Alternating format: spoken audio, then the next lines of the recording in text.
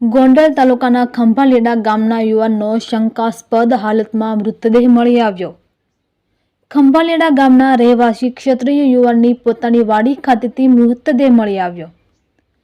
ક્ષત્રિય યુવાનના શરીરના પીઠના ભાગે લાગ્યાના નિશાનો। ખંભાલેડા ગામના ઉપેન્દ્રસિંહ ગંભીરસિંહ જાડેજા ઉંમર વર્ષ 25ની પોતાની વાડી ખાતેથી જ લાશ મળી। મૃતદેહને 108 મારફતે જેતપુર સરકારી સિવિલ હોસ્પિટલ ખાતે ખસેડવામાં આવી હતી। જેતપુર સરકારી હોસ્પિટલ ખાતે હાજર ડોક્ટરે મૃત જાહેર કરવામાં આવ્યું। ડોક્ટરને શંકાસ્પદ લાગતા ફોરેન્સિક માટે રાજકોટ ખાતે ખસેડવાની તજવીજ હાથ ધરી। ડોક્ટરે ગોંડલ તાલુકાના સુલતાનપુર પોલીસને સમગ્ર મામલે જાણ કરી। રિપોર્ટર આશિષ પાટડિયા, જેતપુર।